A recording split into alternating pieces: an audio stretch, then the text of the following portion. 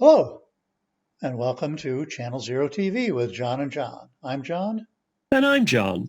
and we're going to do something a little bit different this time. We're looking at not a movie or an ancient cartoon or a bit of nostalgia, but kind of a parody that taps into those things. John, you want to talk a little bit about this SpaceX mashup video we're going to watch?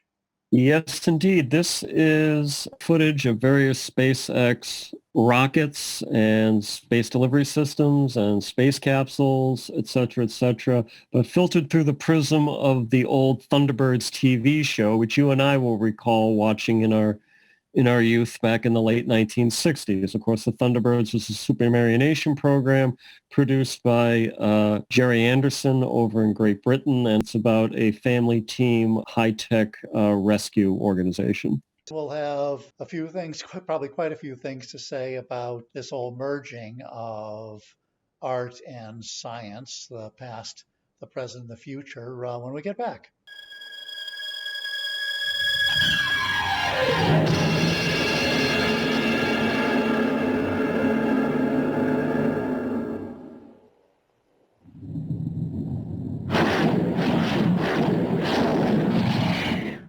Five, four, three, two, one.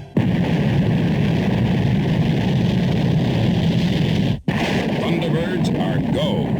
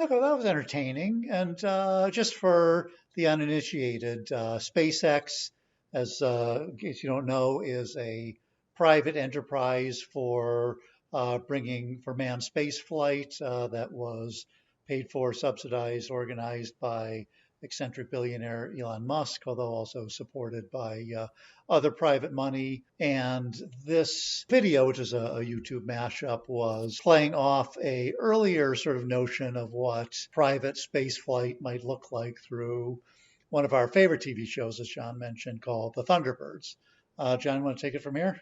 Well, it's funny. I've watched this video probably a half a dozen times over the past 2 months, and it doesn't matter. Sooner or later, 90 seconds into it, 2 minutes into it, 3 minutes into it, and I'm absolutely guffawing loudly. You could hear me in the streets. This to me is just the absolute funniest thing I've seen in years.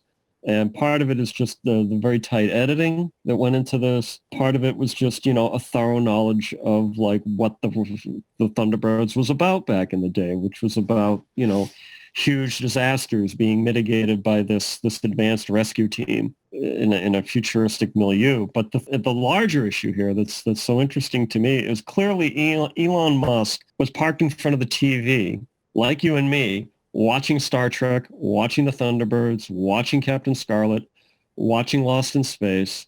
And I'm convinced of this. Whatever you saw on television as a kid, that's the future you want to create if you have the resources and the determination to do that.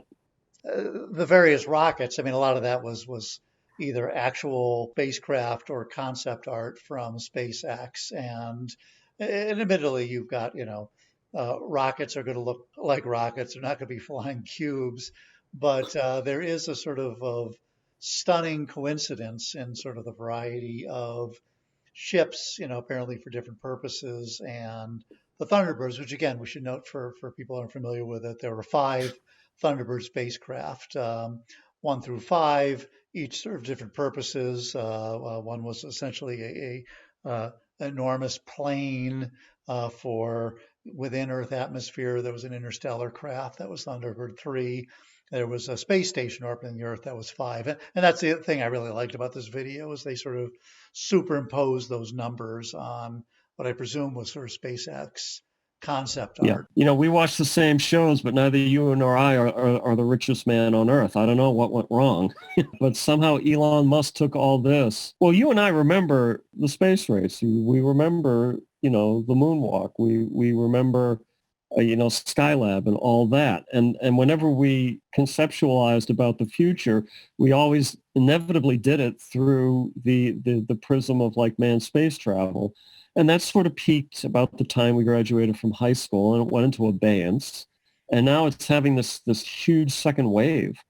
Oh, sure. Yeah. Well, you've got both obviously private initiatives like SpaceX, but also new NASA imperatives to return to the moon and Mars. And there've been kind of multiple launches and some real activity there. It hasn't really sort of seeped into popular culture in quite the same way, because, of course, in between the Apollo era that we were sort of born into, and then that was followed up by the sort of science fiction era that we grew up in that was, all about sort of the next extension. What will happen post Apollo, right? What is the next logical extension of the technology that we saw take us to the moon? And it was the Thunderbirds. It was Star Trek was the ultimate extension of it, but there was something sort of decidedly analog about Star Trek also. I think what's happened in between, of course, is we've had the computer enter our homes and our lives, and